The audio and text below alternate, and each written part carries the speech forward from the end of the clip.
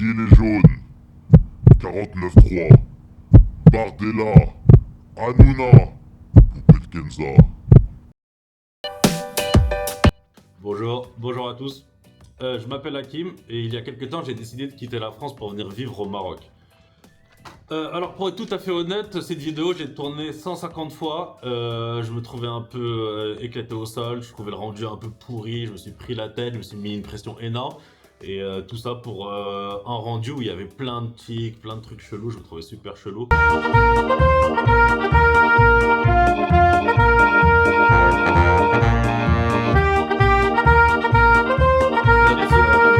Donc je me suis dit, tant pis, tu prends quelques notes comme un bon élève ici, et puis au moins, si tu parais chelou, ça sera naturel et ça sera toi. Et donc à travers ces vidéos, je vais un peu raconter mon quotidien, partager mon expérience ici au Maroc, parce que je me suis rendu compte que de plus en plus de personnes justement voulaient soit effectuer ce qu'on appelle un retour au pays, soit s'expatrier pour différentes raisons. Donc je vais partager mon quotidien. Les amis, j'en profite pour vous dire que si vous voulez me suivre au quotidien ou bien me poser des questions sur la vie au Maroc ou sur l'expatriation, vous pouvez me suivre ici. Voilà. Bien, et cette vidéo, je vais expliquer les 3 raisons pour lesquelles moi j'ai décidé de quitter la France pour vivre au Maroc, à Casablanca plus précisément.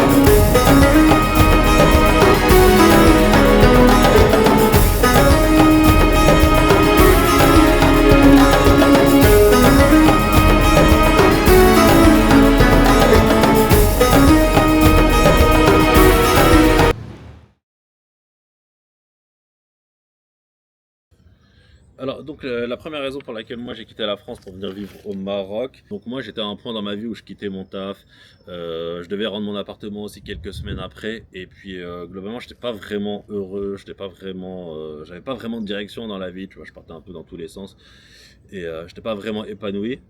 Donc je me suis posé assez naturellement, et vu qu'il fallait que je me pose les bonnes questions, je me suis posé, j'ai fait le bilan et j'ai dit ok, c'est quoi l'avenir? Donc l'avenir c'est je dois repasser des entretiens, et je dois refaire mon CV. Là, je me suis dit, Oh non. déjà, rien que ça, j'avais pas la force mentale de le faire. Mais ok, c'est faisable, tu te fais un peu violence, tu peux le faire. Dans mon domaine, on trouve du taf assez rapidement, assez facilement. C'est faisable.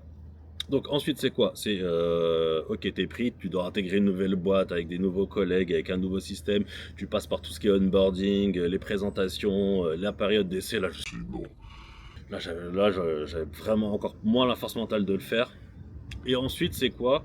La dernière étape et celle qui met le clou dans le cercueil, qui m'a dit bon là laisse tomber, c'est constituer des dossiers, ce qu'on appelle des dossiers locatifs pour trouver un appartement à Paris, pour se faire se casser les noix, on va dire, pour parler poliment, pour constituer un dossier pour des apparts qu'on ne filera jamais. Pour ceux qui ne savent pas d'ailleurs, peut-être que tout le monde ne sait pas, peut-être que tout le monde n'a pas d'appart parmi vous. Donc un dossier locatif, c'est un dossier que tu dois envoyer au propriétaire où il y a ton contrat de travail, tes quittances de loyer, tes fiches de salaire, ton truc EDF, ton garant, les fiches de salaire de ton garant, et même tu peux envoyer la couleur de ton slip, hein, au point où t'en es, vas-y, t'inquiète. Et donc là, je me suis dit, Non, là je me suis dit non. c'est bon, c'est mort. Tu sais quoi, t'as pas de gosse, t'as pas de femme, t'as pas de crédit immobilier, tu vas monter ta boîte au Maroc. Et c'est comme ça que je suis parti. Ici, donc la seconde raison, c'est les opportunités professionnelles. Donc le Maroc est en train de se développer. Attendez, je vous montre là où j'habite, c'est assez mignon. C'est joli, non? Bon, je disais la seconde raison, c'est les opportunités professionnelles. Donc le Maroc, il est en train de se développer de façon énorme, mais vraiment, moi qui n'étais pas revenu depuis 2013 et je suis revenu en 2023, en 10 ans, ça a vraiment explosé, quoi. C'est vraiment plus le même pays. Là, il y a la CAN qui arrive, il y a la Coupe du Monde qui arrive, donc ça va faire que monter. Et donc, s'il y a un pays où tu as envie de te développer et où tu as la chance de te développer, qui est en croissance, c'est le Maroc.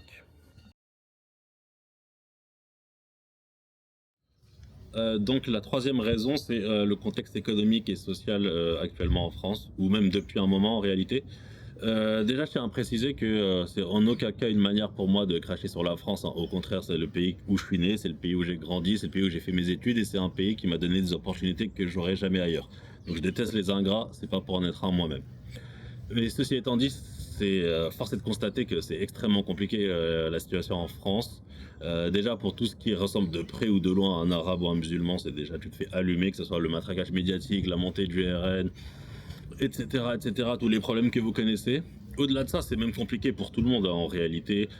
Moi, j'aime bien donner l'exemple d'un pote à moi qui bosse dans la finance.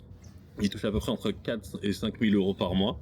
Donc, il est obligé il loue à Paris, etc. Il vit sa vie. Et maintenant, en grandissant, forcément, il veut s'acheter un appart. Donc, pour lui, c'est impossible de s'acheter un appart alors qu'il fait partie des top 10%, si ce n'est plus, des revenus en France. Et donc, ce qu'il est obligé de faire, c'est de louer à Paris, faire des dossiers auprès des banques pour pouvoir potentiellement acheter à Pantin ou dans des villes en petite couronne. Donc moi je trouve que c'est de la folie, hein. À partir du moment où tu as ce niveau de revenu, tu devrais pouvoir être propriétaire. Il y a qui en 2024 qui peut s'acheter un appartement à Paris si t'es pas rentier ou si t'es pas héritier. Donc je trouve que ça te casse un peu les possibilités de te projeter, même si tu as envie de faire des enfants. Et aussi de faire des traces fixées par les impôts, c'est super compliqué pour des services publics qui se détériorent. Tu regardes l'état des hôpitaux, tu regardes même la sécurité, tu te prends un coup de lame, limite si tu sors à 3 h du matin. Bon, j'abuse un peu, mais vous m'avez compris. Tout ça, c'est les raisons pour lesquelles moi j'ai quitté la France pour venir vivre au Maroc. Et sur ce les gars, merci pour d'avoir écouté la vidéo, c'est la conclusion. Donc je ferai une vidéo toutes les semaines, soyez un peu indulgents parce que je suis pas encore super à l'aise, je sais pas trop encore comment procéder. Donc merci et abonnez-vous, likez. Et je vous laisse sur la vue du stade de l'image où j'habite.